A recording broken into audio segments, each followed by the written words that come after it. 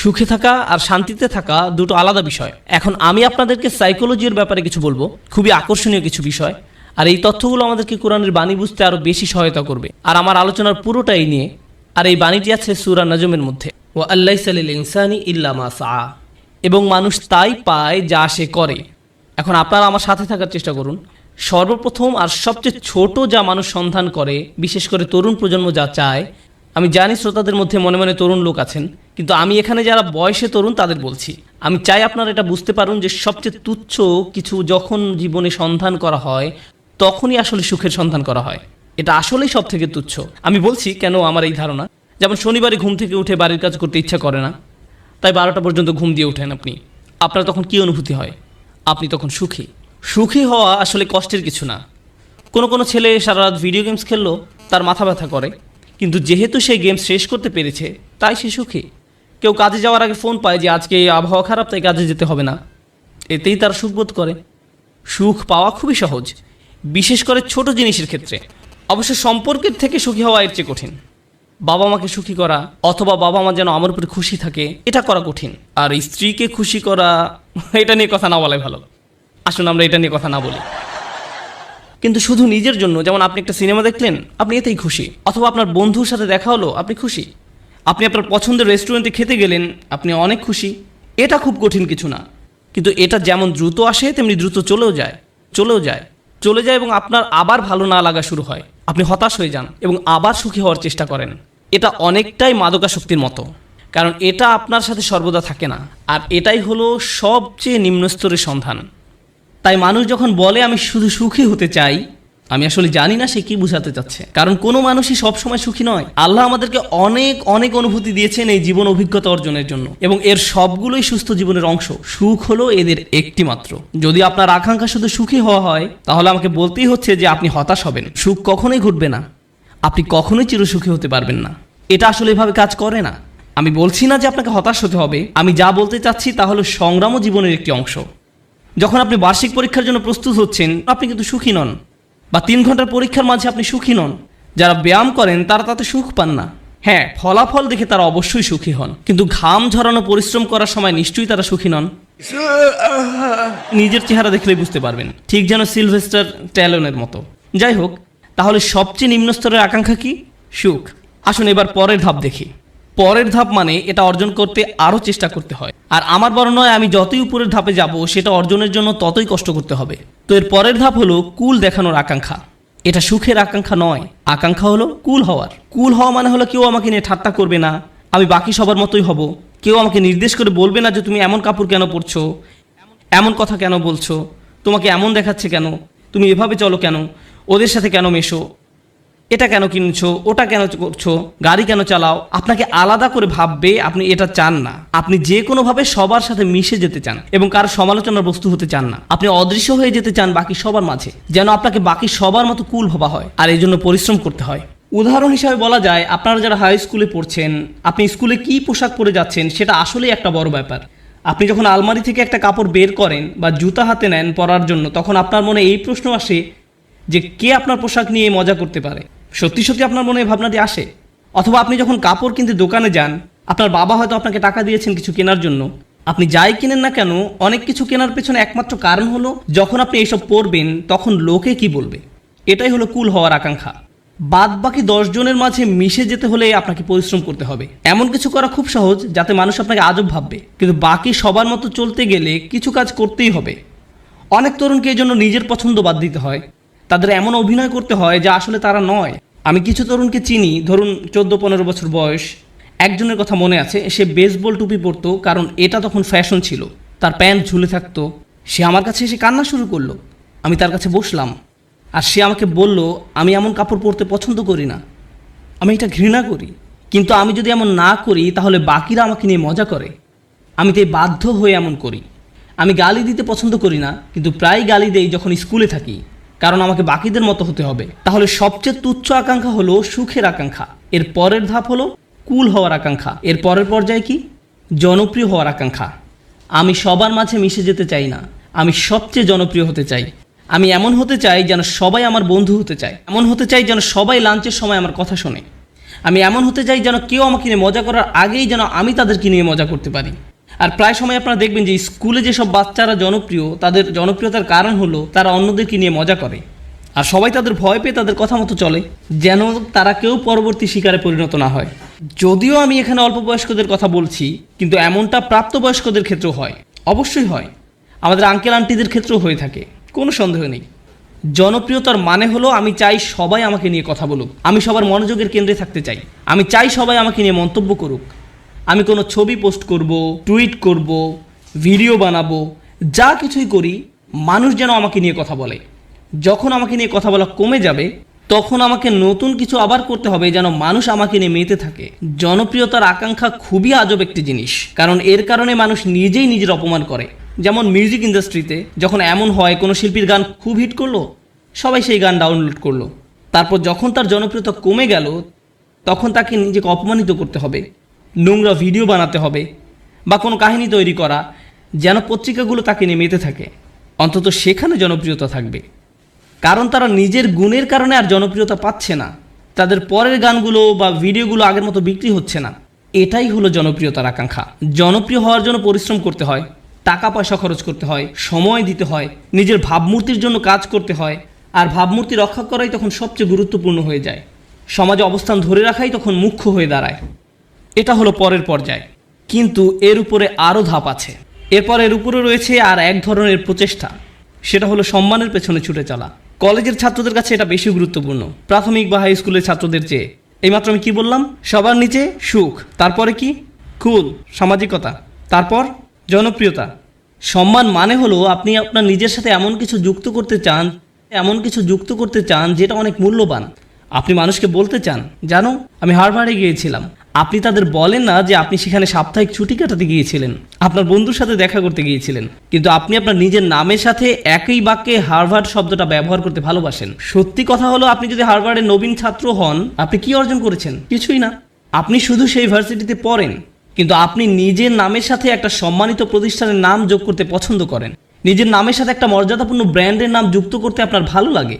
আপনার নির্দিষ্ট ব্র্যান্ডের পোশাক পরতে ভালো লাগে, এবং যদি ব্র্যান্ডের লেবেল দেখা না যায় আপনি অন্য মানুষের সাথে এমনভাবে কথা বলেন যেন তারা বাধ্য হয়ে প্রশ্ন করে আপনি এটা কোথা থেকে কিনেছেন। আপনি যেন বলতে পারেন যে এটা আরমানি ব্র্যান্ড বা এটা কিছু একটা, কারণ আপনি চান নিজের নামের সাথে সেই ব্র্যান্ডের নাম যুক্ত করতে। নতুন কোনো ব্র্যান্ডের গাড়ি বাজারে আসলে কোন গাড়ি আপনি চালাচ্ছেন, কোন ধরনের পোশাক আপনি পরছেন, কোন ধরনের মানুষের সাথে আপনি মিশছেন, সেলফি এজন্য তোলে না যেন আপনি তাদের মনে রাখতে পারেন, আপনি এজন্য সেলফি তোলেন যেন ছবিটা পোস্ট করতে পারেন, যেন অন্য মানুষ আপনাকে বেশি গুরুত্বপূর্ণ ভাবে, কারণ আপনি সেই বিশেষ ব্যক্তির পাশে দাঁড়িয়ে আছেন। এটা সম্মানের একটা ব্যাপার হয়ে দাঁড়ায়। ছবি তোলা যদি শুধু আপনার জন্য হয় তো দারুণ ব্যাপার, কিন্তু এটা আসলে অন্য মানুষদের জানানো যে আপনি কতটা অসাম, অন্যদের সাথে মিলে কোনো কিছু অর্জন করতে পারার জন্য নয়। কিন্তু মুসলিম সমাজে অন্য এক ধরনের মর্যাদা আমাদের বাবা মারা অনেক সময় পান, আর তা হলো তারা তাদের সন্তানকে হাফেজ বানাতে চান। ও, এবং ডাক্তার। আর যদি হয় হাফেজ ডাক্তার তাহলে তো কথাই নেই, তারা দিন ও দুনিয়া দুটোই পেয়ে গেছে। রব্বানা আতিনা ফিদ দুনিয়া হাসানা ওয়া ফিল আখিরাতি হাসানা, কাজ এখানেই হয়ে গেছে। কিন্তু তারা মানুষকে বলতে পছন্দ করে যে জানো সে একজন হাফেজ, কিন্তু দুর্ভাগ্যবশত এর জন্য আপনি আপনার সন্তানকে কোরআনে হাফেজ বানাননি। কিন্তু এমনটাই ঘটে থাকে। আমরা এখন কোন পর্যায়ে আছি? সম্মান। এটা অনেক বড় ব্যাপার হবে যখন আপনি আপনার প্রথম চাকরিটা পাবেন, হয়তো মাইক্রোসফট বা অন্য কোথাও, কে জানে। ধরেন আপনি বড় কোথাও চাকরি পেলেন, হয়তো গুগলে। তারা আপনাকে আপনার ব্যাজ দিবে, যেটা আপনি মসজিদেও পরে আসেন। যেন কেউ প্রশ্ন করে যে তুমি কি অনেক বেশি গুগল ব্যবহার করো যে তারা তোমাকে একটা বিশেষ ব্যাজ দিয়েছে, আর আপনি তখন বলার সুযোগ পান না না আমার সেখানে চাকরি হয়েছে। আপনি মানুষকে জানাতে চান যে আপনি কি অর্জন করেছেন। তাফাখুরুম বাইনাকুম, কোরআনে এটাকে এভাবেই বলা হয়েছে। অন্যদের দেখানোর ইচ্ছা যে আপনার কি মর্যাদা আছে। যাই হোক, আমি আবার একদম নিচ থেকে শুরু করতে চাই। প্রথমে কি ছিল? সুখ। দ্বিতীয়, সামাজিকতা। কুল। তৃতীয়, জনপ্রিয়তা। চতুর্থ, সম্মান। তার উপরে টাকার পিছনে ছুটে চলা। কিছু মানুষ আছে যারা সুখকে পাত্তা দেয় না, তারা সামাজিকতার কথা ভাবে না, তারা জনপ্রিয়তা চায় না, এমনকি সম্মানও নয়। একটা জিনিসকেই তারা গুরুত্ব দেয়, আর সেটা হলো টাকা। তারা জানে কিভাবে অনেক টাকা উপার্জন করতে হয়। এই মানুষগুলো ময়লা জামা, পুরনো ছেঁড়া জিন্স পরে থাকে, 88 মাজদা মিয়াটা গাড়ি চালায়, কিন্তু এই সব নিয়ে তাদের কোনো ভ্রুক্ষেপ নেই, কারণ তারা মাসে $10 মিলিয়ন উপার্জন করে। আমার এমন মানুষের সাথে দেখা হয়েছে যারা বছরে শত শত মিলিয়ন ডলার উপার্জন করে, এবং আপনি বুঝবেনই না সেটা, কারণ তার চুল উস্কো খুস্কো, তার মধ্যে এক অন্যরকম ভাব আছে যে সে ব্যস্ত, বা ব্যস্ততার জন্য নাও হতে পারে, কারণ সে এগুলো পাত্তাই দেয় না। সে শুধু জানে কিভাবে ব্যবসা করতে হয়, ব্যবসায় সে একটা বিস্ময়, আর সেটা নিয়েই সে শুধু চিন্তা করে। সে খালি এটাই চিন্তা করে যে বিক্রয় কিভাবে বাড়ানো যায়, কিভাবে ব্যবসার আরও সম্প্রসারণ হবে, কিভাবে আমি নতুন ওয়্যার হাউস খুলবো। সুবহানাল্লাহ, তারা অবিশ্বাস্য ধরনের মানুষ। যাই হোক, ময়ের উপরে উঠলে কি আরও কঠোর পরিশ্রম করতে হয়। সুখী হতে কোনো পরিশ্রম করতে হয় না, সবার মতো হতে কিছু পরিশ্রম করতে হয়, জনপ্রিয় হতে আরও কিছু কাজ করতে হয়, সম্মান বা সম্মানিত কিছুর সাথে জড়িত হওয়ার জন্য আরও শ্রম দিতে হয়, অনেক টাকা কামাতে হলে অনেক শ্রম দিতে হয়। এক অবিশ্বাস্য রকমের কর্মস্পৃহা লাগে, তারা কোনো বিরতি নেয় না, এর উপরেও উঁচু স্তর আছে। যাই হোক, আমি যখন বলছিলাম কিছু একটা করতে বেশি শ্রম দিতে হয়, যখনই আমি কোনো উঁচু লেভেলের কথা বলি, আপনাকে সেখানে যেতে বেশি কষ্ট সহ্য করতে হবে, আপনাকে যন্ত্রণা সহ্য করতে হবে সেখানে পৌঁছাতে। সুতরাং আমরা এখন টাকার উপরে লেভেলে আছি, আর টাকার উপরে সেই মানুষটা শুধু 1 নম্বর হতে চায়। তারা যে কোনো কাজে চরম উৎকর্ষতা অর্জন করতে চায়, তারা অন্যদের ছাড়িয়ে যেতে চায়। আমি শুধু আমার কোম্পানির প্রোগ্রামার হতে চাই না, আমি এই কোম্পানির শীর্ষস্থানীয় প্রোগ্রামার হতে চাই। আমি শুধু এই ক্লাসের ছাত্রই হতে চাই না, আমি 1 নম্বর হতে চাই। আমি শুধু এসএটি পরীক্ষায় বেশি নম্বর পেতে চাই না, আমি সর্বোচ্চ নম্বর পেতে চাই। আমি শুধু বাস্কেটবল খেলোয়াড় হতে চাই না, আমি এনবিএতে যেতে চাই, আর আমি এনবিপি হতে চাই। কখনোই খুশি হতে পারে না। তারা শুধু নিজেদেরকে আরো কঠোর পরিশ্রম প্রচেষ্টা চালাতেই থাকে, তারপরেও তারা নিজেদেরকে নিয়ে সন্তুষ্ট হতে পারে না। এই ধরনের মানুষরা তাদের কাজে চরম উৎকর্ষ অর্জন করতে সক্ষম হয়, সেটা পড়াশোনায় হোক, শরীরচর্চায় হোক, বা অ্যাথলেটিক হোক, তাদের কর্মক্ষেত্রে, তাদের গবেষণা যাই হোক না কেন, তারা তাদের শীর্ষস্থান অর্জন করা চাই। তাদের 1 নম্বর হতে হবে। নিজেদের নিয়ে কখনোই খুশি হতে পারে না। তারা নিজেদেরকে কার সাথে তুলনা করে এটা জানা খুব গুরুত্বপূর্ণ। নিজেকে তারা গতকালকের সাথে তুলনা করে। তারা আর কাউকেই পাত্তা দেয় না, কারো দিকে তাকায় না। তারা জানে তারা আরো ভালো করতে পারে, তাই তারা কখনোই সন্তুষ্ট হতে পারে না। তারা কখনো কাজ না করে বসে থাকে না। তারা সব সময় বলতে থাকে আমাকে আরো কাজ করতে হবে। অন্য সবাই হয়তো বলবে আপনি সত্যি বিস্ময়কর, কি চমৎকার কাজ করেছেন আপনি, তো তাতে কি, আমি জানি এর চেয়েও ভালো করার ক্ষমতা আমার আছে। তাই তারা মানুষের প্রশংসা, সুনাম কিছুকেই গুরুত্ব দেয় না। যারা ভাবে যে তারা আসলে দারুণ কাজ করছে, কিছুকেই গুরুত্ব দেয় না। তারা চেষ্টা করেই যায়। আর এমন একটা উদাহরণ হলো মাইকেল ফেলপস, ঠিক কিনা? কত মানুষ তার প্রশংসা করেছে সব রেকর্ড ভেঙে ফেলার জন্য, কিন্তু আপনার কি ধারণা যে সে বসে ভাবছে আমি তো রেকর্ড ভেঙেছি, এখন আমার সম্মান আছে, তাই আমি এখন কিছুটা অবসর নিতে পারি? সে কি অর্জনের চেষ্টা করেছে? উৎকর্ষতা। তাই সে কখনোই সন্তুষ্ট হতে পারবে না। সে চেষ্টা করতেই থাকবে, মেশিনের মতো সামনে যেতেই থাকবে আরও দ্রুত গতিতে। এমন মানুষ দুনিয়াতে খুব কমই আছে, খুবই কম। অনেকেই এখানে বসে আছেন যারা স্কুলে পাশ করার গ্রেড পেলেই খুশি, তখনই তারা সুখের খোঁজে প্লে স্টেশন নিয়ে খেলতে বসে যায়। আবার এমনও মানুষ আছে যারা 99 পেলেও নিজের উপর অসন্তুষ্ট হয়, কিভাবে আমি এই ভুলটা করলাম। এমনটা সাধারণত ছেলেরা করে না, মেয়েরা করে। উৎকর্ষতা অর্জনের ব্যাপারে কথা বলতে বলতে আরও একটা কথা বলতে চাই, যে আমি জীবিকা অর্জনের জন্য কি করি। আমার সত্যিকার অর্থে কোনো চাকরি নেই, কিন্তু আমার ক্যারিয়ারের একটা অংশ হলো যে আমি কম বয়স্ক ছেলে মেয়েদেরকে আরবি শেখাই। এটা একটা বেশ ইন্টেন্সিভ প্রোগ্রাম। তাদের আরবি কিছুটা শেখাতে 9 মাস লেগে যায়। ক্লাসের অর্ধেক থাকে ছেলে আর অর্ধেক মেয়ে, 30 জন ছেলে 30 জন মেয়ে। মেয়েরা গত 5 বছর ধরে এই পরীক্ষায় ছেলেদের চেয়ে অনেক ভালো নাম্বার পেয়েছে, খুবই ভালো করেছে তারা, কিন্তু ছেলেরা ক্রমাগতভাবেই খুশি। মেয়েরা সবসময় মন খারাপ করে থাকে, আমাকে বলে উস্তাদ আমি জানি আমি 100 পেয়েছি, কিন্তু আমি নিশ্চিত নই যে আমি ঠিকমতো বুঝতে পেরেছি কিনা। এদিকে এক ছেলে 25 নম্বর পেয়েছে, আর সে বলছে ওকে আমি বুঝতে পেরেছি। আমি পুরোপুরি ভিন্ন প্রজাতির মানুষদের সাথে কাজ করছি একই ক্লাসরুমের মধ্যে, তাদের পুরোপুরি ভিন্ন মন মানসিকতা। তাই আমার ছেলেদের বলতে হয় যে মন দাও, অপদার্থ কোথাকার, তুমি বোঝোনি, কিছু কাজ করো। আর এদিকে মেয়েদেরকে আমার বলতে হয় ও শান্ত হও, তুমি ঠিকই বুঝতে পেরেছো। আমি তো ছেলেদেরকে বলতে পারি না হালকাভাবে নিতে, কারণ এর চেয়ে বেশি হালকাভাবে নেওয়া যায় না, এটা সম্ভব নয়। সুতরাং আমরা কোথায় পৌঁছেছি, কি নিয়ে কথা বলছিলাম? ও ঠিক আছে, আমাকে একটু সাহায্য করুন। একদম নিচ থেকে আবার শুরু করতে চাই। সুখ, সামাজিকতা, জনপ্রিয়তা, সম্মান, টাকা, উৎকর্ষ। উৎকর্ষের উপর কি থাকতে পারে? উৎকর্ষের উপরও একটা কিছু আছে, আর সেটা হলো প্রভাব। প্রভাব। আমি কি পেলাম সেটা গুরুত্বপূর্ণ নয়। আমি গুরুত্ব দেই না যদি আমি অন্যদের চেয়ে বেশি টাকা উপার্জন করি। আমি পাত্তা দেই না যদিও আমি 1 নম্বর।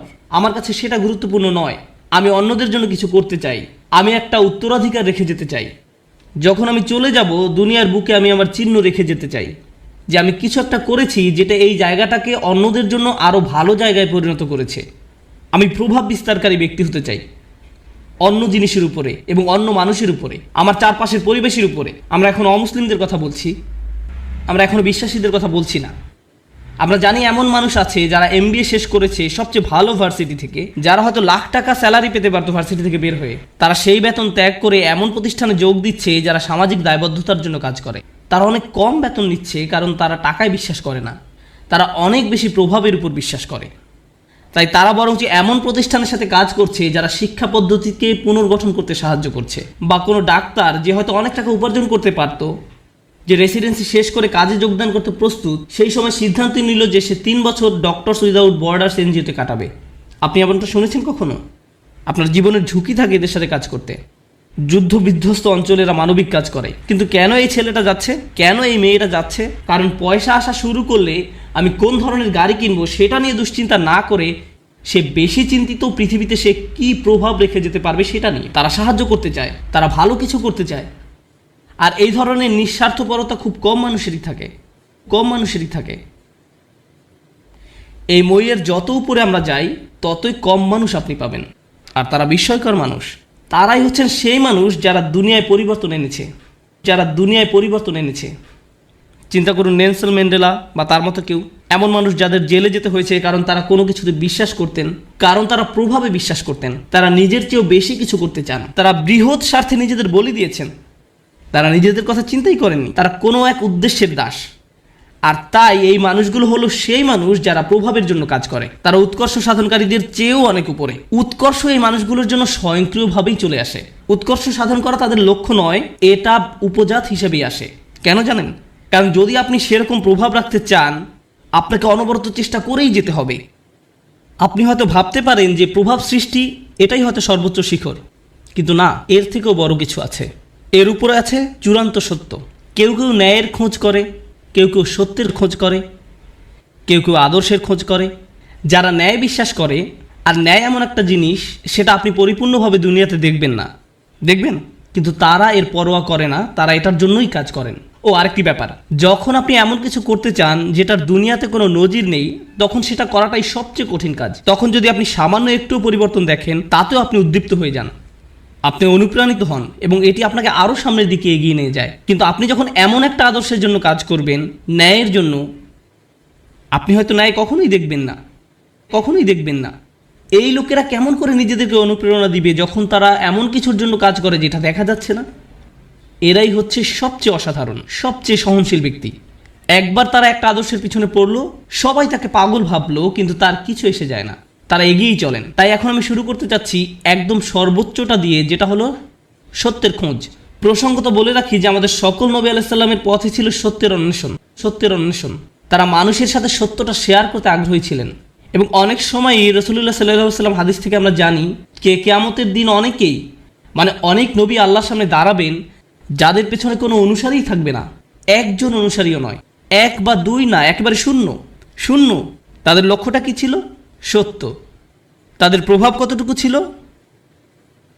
0। কিন্তু আল্লাহর দৃষ্টিতে তারা পুরোপুরি সফল। হ্যাঁ নাকি না? হ্যাঁ। এখন আমাদেরকে একটা জিনিস বুঝতে হবে, আমরা আবার এই শ্রেণী বিভাগেই যাচ্ছি, কিন্তু আমি শুধু শেষের 4টার উপরে ফোকাস করছি, অথবা হয়তো শেষ 5টার উপরে। প্রথমে কথা বলি উৎকর্ষ। আপনি যখন উৎকর্ষের খোঁজ করেন তখন আপনি কাকে নিয়ে কখনো সন্তুষ্ট থাকেন না? নিজেকে নিয়ে। প্রশ্ন হলো কেন আপনি নিজেকে নিয়ে সন্তুষ্ট নন? কারণ আপনি নিজেকে শুধু উন্নতিই করতে চান না, এটা কারণ নয়। যদি আপনি ইসলামের দৃষ্টিকোণ থেকে আলোচনা করেন, আপনি নিজেকে নিয়ে সন্তুষ্ট নন এই কারণে যে আপনার প্রত্যেকেরই প্রভাব সৃষ্টির চেষ্টা করার কথা ছিল। আপনার নিজেকে নয় বরং অন্যকে নিয়ে চিন্তা করার কথা ছিল, আর এই কারণে আপনি নিজেকে নিয়ে সন্তুষ্ট হতেন না। আপনি যা ভাবছেন আল্লাহ আসলে আপনার উপর তার থেকেও বেশি দায়িত্ব দিয়েছেন। আমি চাই যে আপনারা দুটো জিনিস নিয়ে চিন্তা করুন। এটা কোরআনের একটি অন্যতম শক্তিশালী বক্তব্য। যেহেতু এটা পরিষ্কারভাবে অনুবাদ করা হয়নি তাই অনেক সমস্যা সৃষ্টি করে। লা ইউকাল্লিফুল্লাহু নাফসান ইল্লা উসআহা। আল্লাহ কোনো ব্যক্তির উপরই বোঝা দেন না। এখন যেই অংশটা আসছে সেটা হচ্ছে দুর্বল অনুবাদ, তাদের সাধ্যের অতিরিক্ত। আল্লাহ আপনার উপর সেই বোঝা চাপাবেন না যা আপনি বহন করতে পারবেন না। এই অনুবাদের জন্য আরবিটা হওয়া দরকার ছিল লা ইউকাল্লিফুল্লাহু নাফসান ইল্লা বিউসইহা। তাদের সাধ্য পর্যন্ত বোঝাতে সেখানে একটা বা থাকার কথা ছিল, কিন্তু শব্দটা হচ্ছে ইল্লা উসআহা, অর্থাৎ কাল্লাফাল্লাহু উসআনা। অর্থটি এখন পুরোই পরিবর্তিত হয়ে গেছে। প্রচলিত অনুবাদটা একদম ন্যূনতম অর্থ প্রকাশ করে, কিন্তু আপনি জানেন এই আয়াতের সত্যিকার অর্থ কি? আপনার মাঝে যে সম্ভাবনা আছে তার অতিরিক্ত কোনো কিছুর বোঝা আল্লাহ আপনাকে দেননি। ভেবে দেখুন আমি কি বলছি। আল্লাহ আপনাকে এমন কিছু বোঝা দেননি যেটা আপনার মাঝে যেই সম্ভাবনা আছে তার অতিরিক্ত। আপনার মাঝে কি আরো উন্নতি করার সম্ভাবনা আছে? হ্যাঁ। আপনি কি আরো বেশি করতে পারতেন? হ্যাঁ। এবং যেটা করতে পারেন কিন্তু করেননি, আল্লাহ আপনাকে সেটার জন্য জিজ্ঞাসাবাদ করবেন। শুধু একদম ন্যূনতম দায়িত্বটুকু নয়, বরং সর্বোচ্চটুকু। আল্লাহ চান যে আপনি নিজেকে উন্নত করতে থাকুন এবং দেখান যে আপনি আসলে কতটুকু নেয়ার জন্য তৈরি ছিলেন। এটাই হচ্ছে এখানে প্রচেষ্টার ধারণা। আমরা সুখের অন্বেষণে অস্থির নই, বরং ওটা এর সাথে বোনাস হিসাবে আল্লাহ দেবেন। আমরা অন্যের কাছে কুল বা পরিপাটি হিসাবে পরিচিত হতে চাই না। কেউ একজন একটা বোকার মতো কাজ করেছে এবং আপনি ওই নির্বোধের মতোই কাজ করতে চাচ্ছেন। আমরা কারো কাছে জনপ্রিয় হতেও আগ্রহী নই। কেন জানেন? কারণ সবার যাদের জীবনের উদ্দেশ্য সম্পর্কে কোনো ধারণা নেই, আপনি তাদের মাঝে জনপ্রিয় হতে চান মানে হচ্ছে আপনি তাদের মাঝে সবচাইতে বোকা। আমরা সম্মানের কাঙালও নই, কারণ আমরা জানি সম্মান আসে আল্লাহর তরফ থেকে। অনেক নবী ছিলেন গৃহহীন, কিন্তু তাদের সম্মান ছিল। নবীদেরকে মানুষরা ধিক্কার দিত, কিন্তু তারপরও তাদের ছিল উচ্চ সম্মান। এখন আমাদের কাছে সম্মানের সংজ্ঞাটাই ভুল। আমরা ভুল জিনিসের সাথে এটাকে জড়িয়ে ফেলেছি। যখন উৎকৃষ্ট হবার চেষ্টা করার ব্যাপার আসে, আমাদের মুসলিমদের মাঝারি ধরনের জিনিসে সন্তুষ্ট হবার অবকাশ নেই, কোনো সুযোগ নেই। আপনি একজন মুসলিম হিসেবে নিজেকে আরও উন্নত করার জন্য ক্রমাগত চেষ্টা করতে থাকবেন। আপনি যে কাজই করে থাকেন না কেন, আপনি যদি মুখস্থ করে থাকেন তাহলে আপনি আরও বেশি মুখস্থ করার চেষ্টা করুন। আপনি যদি পড়াশোনা করে থাকেন তাহলে আরও বেশি পড়াশোনার চেষ্টা করুন। আপনি যদি কাজ করে থাকেন তাহলে আপনি আরও বেশি কাজ করার চেষ্টা করুন। আপনি যদি স্বেচ্ছাসেবী হয়ে থাকেন তাহলে আরও বেশি স্বেচ্ছাসেবা করার চেষ্টা করুন, বিশেষভাবে যখন আপনার বয়স কম। কারণ এখন দায়িত্ব অনেক কম। কিন্তু আমার হোমওয়ার্ক আছে, হ্যাঁ, কিন্তু সেটা এমন কোনো দায়িত্ব নয়। দায়িত্ব তখনই আসবে যখন আপনি বিয়ে করবেন, যখন আপনার সন্তান থাকবে। এখন আপনি মুক্ত। এখন আপনার যে স্বাধীনতা আছে সেটা জীবনের আর কোনো পর্যায়েই থাকবে না। পেছনে বসে ভিডিও গেমস খেলার সময় নয় এটা। এখন শুধু বসে থেকে মুভির পর মুভি দেখার সময় নয়। এখন সময় নয় যে নতুন অ্যাভেঞ্জার্স বা এরকম কিছু নিয়ে আপনি ব্যস্ত থাকবেন। এটা সেই সময় নয়। পুরো পৃথিবী অপেক্ষা করছে আপনি কি প্রভাব ফেলবেন দুনিয়াতে সেটার জন্য। আপনি এমনি বসে সময় নষ্ট করতে পারেন না। অন্যরা করতে পারে, ভালো, তাদের কোনো বৃহত্তর লক্ষ্য নেই। কিন্তু আপনাকে হতে হবে শ্রেষ্ঠ, কারণ আপনি এখন থেকেই প্রভাব সৃষ্টি করা নিয়ে চিন্তা করেন। দর্শকদের মাঝে বসে থাকা প্রত্যেক তরুণ ছেলে এবং মেয়ের চিন্তা করা উচিত, আল্লাহ আমাকে কি দিয়েছেন, আমাকে আল্লাহ কোন গুণটি দিয়েছেন, এবং এই গুণটি দিয়ে আমি দুনিয়াতে কি পরিবর্তন আনতে পারি, এই গুণ দিয়ে আমি কি করব।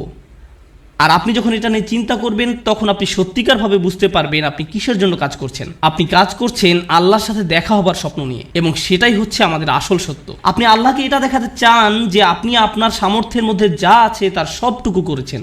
সবচেয়ে ভালো ঘুমের অভ্যাস আপনার থাকা উচিত, সবচেয়ে ভালো খাবার সবচেয়ে ভালো ব্যায়াম করার অভ্যাস আপনার থাকা উচিত। আপনার হওয়া উচিত সবচেয়ে ভালো ইবাদতকারী। আপনার হওয়া উচিত সবচেয়ে পড়াশোনায় উন্নত। আপনার জীবনে আপনি যা যা করে থাকেন প্রত্যেকটি কাজে আপনার উৎকর্ষ অর্জনের চেষ্টায় রত হতে হবে।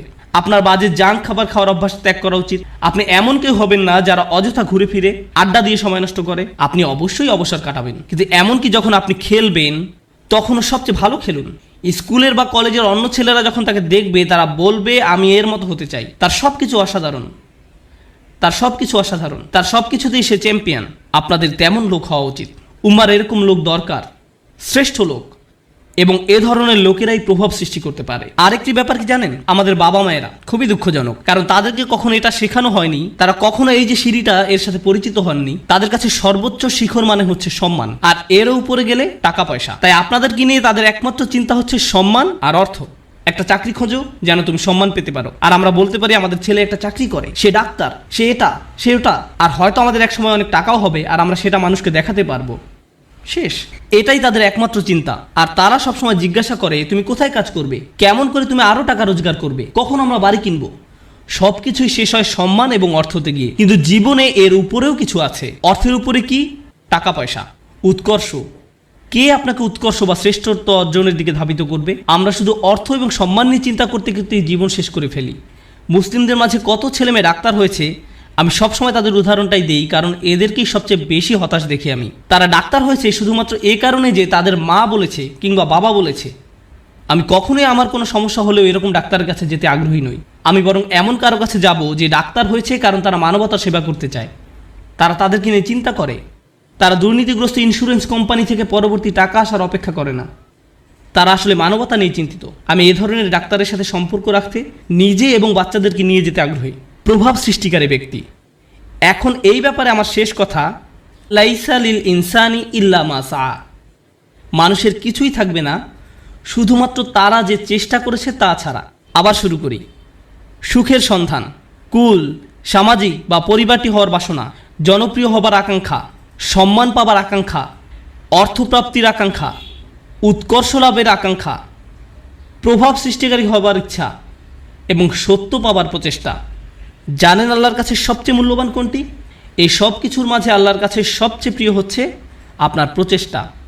অর্থ নয়, প্রভাব না, শ্রেষ্ঠত্ব না, এই সব কিছুই আসবে, কিন্তু আল্লাহ আপনার কাছ থেকে যেটা দেখতে চান সেটা হচ্ছে প্রচেষ্টা।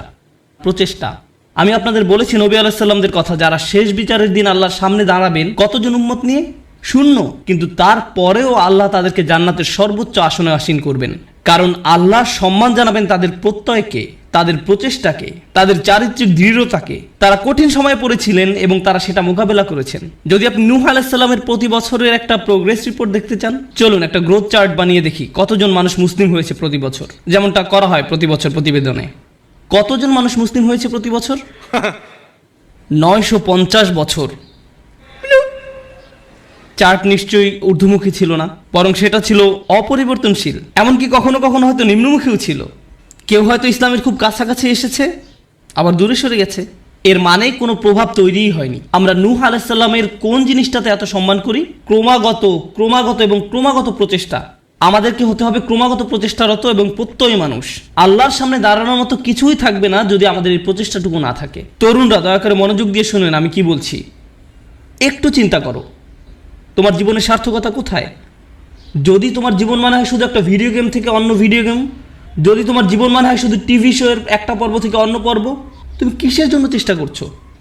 এতে কি আসে যায় যদি তুমি একটা ভিডিও গেমের ট্রফি জিতো অথবা 100% সিনক্রোনাইজেশন পাও?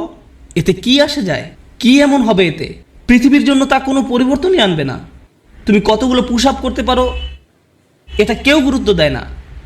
তোমাকে এর চেয়ে বেশি কিছু চিন্তা করতে হবে, এর চেয়ে বড় উচ্চ মর্যাদাশীল কিছু চিন্তা করতে হবে। এবং যখন তুমি সেটা করা শুরু করবে, আল্লাহ তোমাকে সুখ দিবেন। যখন তুমি সত্যিকার অর্থেই চেষ্টা করবে, জীবনটা তখন অর্থবহ হবে। আর জীবনটা যখন অর্থবহ হবে, সুখ এবং আনন্দ এনে দেবে। যখন তোমার জীবনে কোনো প্রচেষ্টা থাকবে না, তখন জীবনের কোনো অর্থ তুমি খুঁজে পাবে না। তুমি তখন কোনো কিছুতেই কোনো সুখ বা আনন্দ খুঁজে পাবে না। তুমি যতই গান শোনো, তুমি যতই ঘুরতে বেড়াতে যাও, যতই পার্টি করো, তোমার জীবনে কখনোই সুখের দেখা পাবে না। তোমার সব সময় বিরক্ত লাগবে, নিজের কাছে নিজেকে ভালো লাগবে না। গুরুত্বপূর্ণ হচ্ছে প্রত্যয়, যেটা তোমাকে উপলব্ধি করতে হবে। তোমাদের তরুণ প্রজন্মকে হতে হবে অসম্ভব এবং অসম্ভব প্রত্যয়ী। আল্লাহ বলছেন ওয়ান্না সায়াহু সাওফা ইউরা। আমার খুবই পছন্দের একটি আয়াত, এবং আমি এই আয়াতটি দিয়েই শেষ করতে চাই। এবং তার প্রচেষ্টা বা প্রত্যয় খুব শীঘ্রই দেখা যাবে।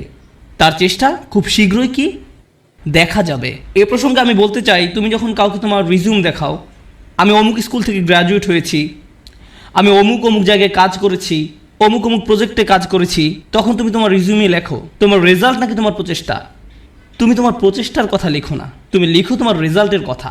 তুমি লেখো না যে তুমি আসলেই অনেক কঠোর পরিশ্রম করেছো ফাইনাল সেমিস্টারে এবং পরীক্ষাটা দিতে গিয়ে অর্ধমিত হয়ে গিয়েছিলে। এগুলো তুমি তোমার সিভিতে লেখো না। তুমি লেখো তুমি অমুক প্রজেক্টে কাজ করেছো, কিন্তু এটা লেখো না যে তোমাকে অনেক কষ্ট করতে হয়েছে, তাই নয় কি?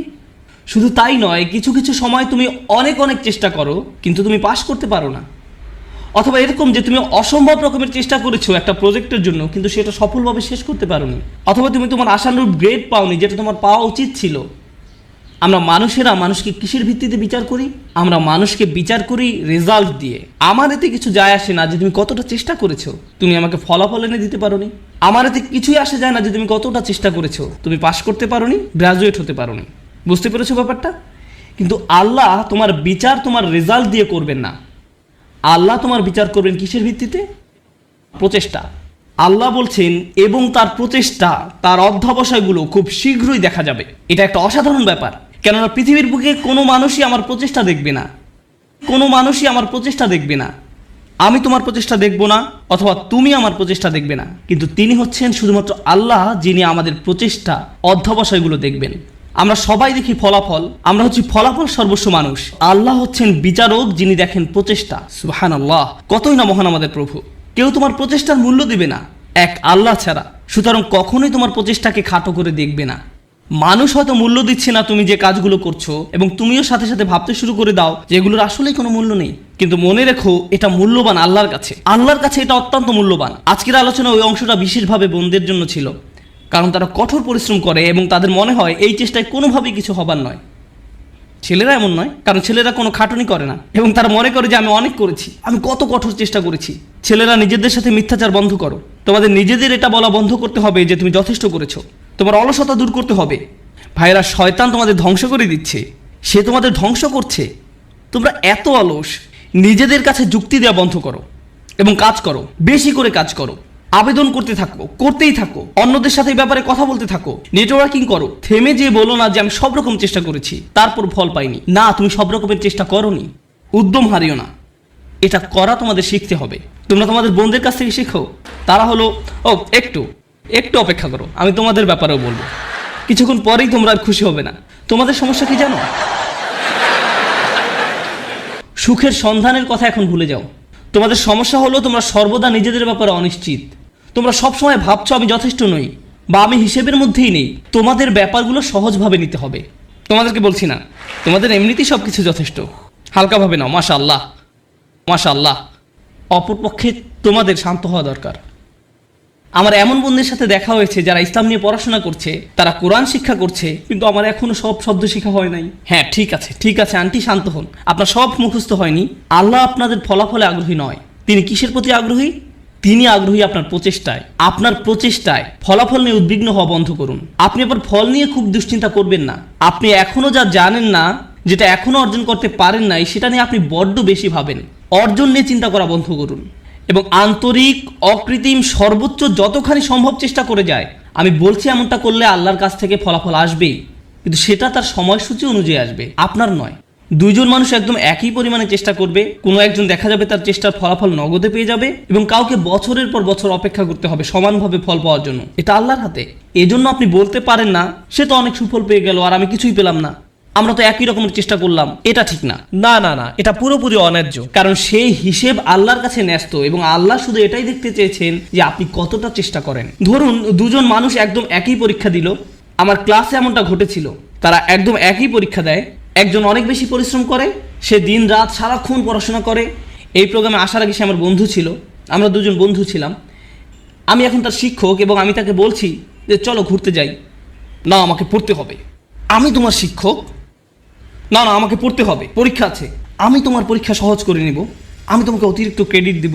না, আমার পড়া আছে। এই মানুষটা দিন রাত দিন রাত দিন রাত পড়াশোনা করে। আমি জানি যে সে কি পরিমাণ চেষ্টা করলো, তার প্রচেষ্টার কথা আমি জানি। কিন্তু জানেন, সে তার ক্যারিয়ারে খুব উজ্জ্বল, ব্যবসায় এত দক্ষ, পেশাগতভাবে ভীষণ চটপটে ছিল। কিন্তু ব্যাপারটা এমন যেন আল্লাহ তাকে আরবি শেখার জন্য তৈরি করেননি। সে যত বেশি শিখুক না কেন, সে বেশি নম্বর তুলতে পারতো না। কোনো মতো পাশ করতো, কোনো মতেই পাশ করতো প্রতিবারই। আর তার পাশের ছেলেটাই অতিরিক্ত প্রতিভাবান, আমার দেখা সবচেয়ে অলস এক মানুষ। সে ক্লাসে সারাক্ষণ ঘুমাতো, কিন্তু সে প্রত্যেকবারই 99 বা 100 পেত। এতে আমার খুবই রাগ হতো। আমি সেই ছেলেকে শূন্য পেতে দেখতে চাইতাম। আমি চাইতাম যে সে শূন্য পাক, আমি যেন তাকে পরীক্ষার খাতা দিয়ে কঠিনভাবে চড় মারতে পারি। আর যেই মানুষটা পড়তে পড়তে নিজেকে শেষ করে দিচ্ছে, সে পরীক্ষায় ব্যর্থ হচ্ছে। শিক্ষক হিসাবে আমি হতাশ হয়ে গিয়েছিলাম। সেই ছাত্রের অবস্থা তাহলে কি চিন্তা করুন। শিক্ষক হিসাবে আমি হতাশ। কিভাবে সম্ভব যে এই ছেলেটা কোনো চেষ্টাই করে না আর সে ভালো ফল পাচ্ছে, এবং এই মানুষটা যত ধরনের চেষ্টা সম্ভব করছে আর সে কোনো ফলই পাচ্ছে না। মনে হতো যেন এটা অন্যায্য। কিন্তু জানেন কি, যখন এই দুই মানুষ আল্লাহর সামনে এসে দাঁড়াবে এবং দুজনই বলবে যে আমি আল্লাহর জন্য আরবি শিখেছিলাম, হে প্রভু আমি আপনাকে সন্তুষ্ট করার জন্য আরবি শিখছিলাম, আল্লাহ তখন বলবেন দেখি তোমরা কি করেছো। তাদের মধ্যে একজন দেখাবে 99 আর একজন দেখাবে 20 নম্বর। সেদিন আল্লাহর কাছে কোনটা বেশি মূল্যবান হবে? ও, সেই 20 নম্বর অমূল্য। সেদিন এটা মূল্যাতীত। কারণ আল্লাহ খাতার নম্বর দিয়ে মূল্যায়ন করেন না। তিনি কি দিয়ে মূল্যায়ন করেন? প্রচেষ্টা দিয়ে।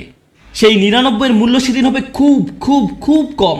কারণ এটা পাওয়ার জন্য তাকে খুব বেশি চেষ্টা করতে হয়নি। আল্লাহ এভাবেই বিচার করেন। এটা পুরোটাই গুণগত মান সংক্রান্ত, পরিমাণ সংক্রান্ত নয়। মানুষ শুধু পরিমাণ বিচার করতে পারে, আল্লাহ গুণগত মান বিচার করেন।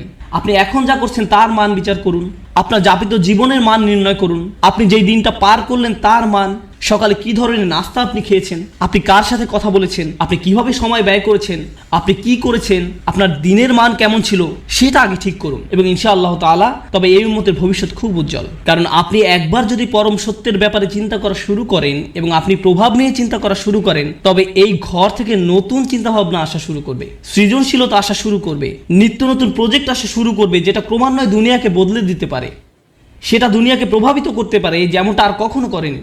মুসলিম তরুণ সম্প্রদায় এটা করতেই সক্ষম, মুসলিম তরুণরা এটা করতে সক্ষম যখন তারা সঠিক সাধনার জিনিসটি খুঁজে পায়। আল্লাহ আজ্জা ওয়া জাল্লা এই মানুষগুলোকে, এই তরুণ সম্প্রদায়কে এই উম্মতের বীর পুরুষ করুন, যারা সঠিক সাধনার সন্ধান করে। পরবর্তী প্রজন্ম এসে যেন বলে আমি তাদের হারাতে চাই, তারা ছিল যেন স্বর্ণতুল্য মানদণ্ড। বারাকাল্লাহু লি ওয়া লাকুম। আসসালামু আলাইকুম ওয়া রাহমাতুল্লাহি ওয়া বারাকাতুহু।